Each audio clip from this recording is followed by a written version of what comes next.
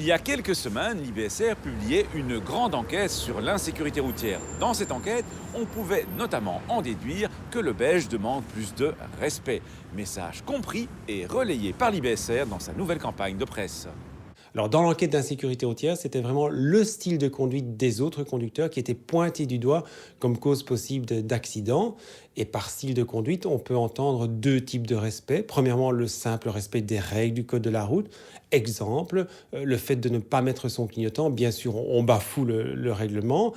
Ça peut être dangereux, mais en plus, on manque de respect vis-à-vis des autres usagers.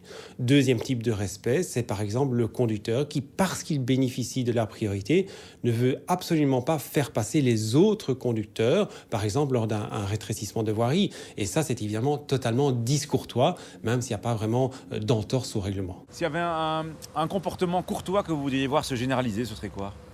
Un petit peu ce qui permet à certains carrefours de se fluidifier, faire absolument pas se mettre dans les carrefours au moment où ça devient orange, etc.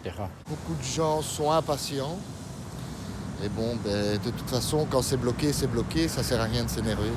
Quand il faut se mettre dans la file, il y a des gens qui ne vous laissent pas passer.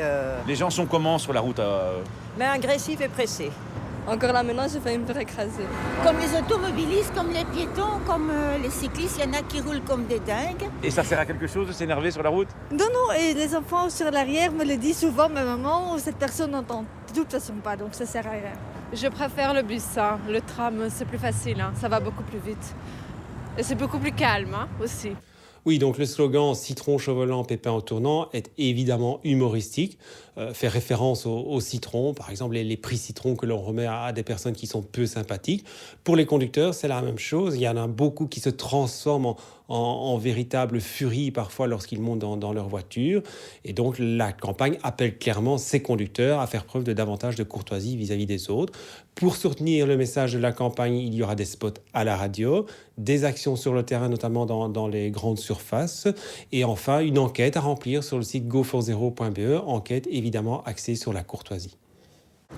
De notre état d'esprit découle aussi notre style de conduite. Voilà pourquoi si on se laisse gagner par l'énervement, on ne devient pas un meilleur conducteur, bien au contraire. Il est donc important d'apprendre à excuser les erreurs des autres et à être sympa sans rien exiger en retour. On a tout à y gagner.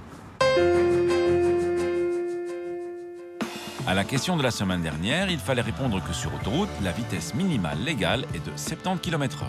À gagner cette semaine, 4 méthodes d'apprentissage pour le permis théorique et pratique. La question, en cas de panne, un motard doit-il porter une veste de sécurité pour quitter sa moto ?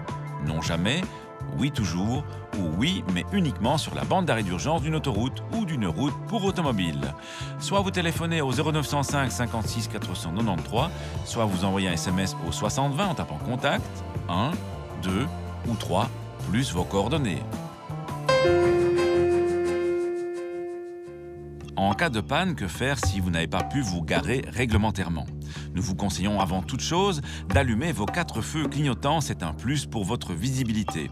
Ensuite, nous vous recommandons vivement de vous vêtir de votre veste de sécurité pour sortir de votre véhicule. C'est de toute façon obligatoire sur la bande d'arrêt d'urgence d'une autoroute ou sur une route pour automobile. Il est important également d'éloigner les passagers le plus loin possible du trafic pour leur sécurité. L'étape finale consiste à signaler votre présence sur la voie publique à l'aide du triangle de danger. Cette étape est obligatoire, bien que souvent négligée par les conducteurs.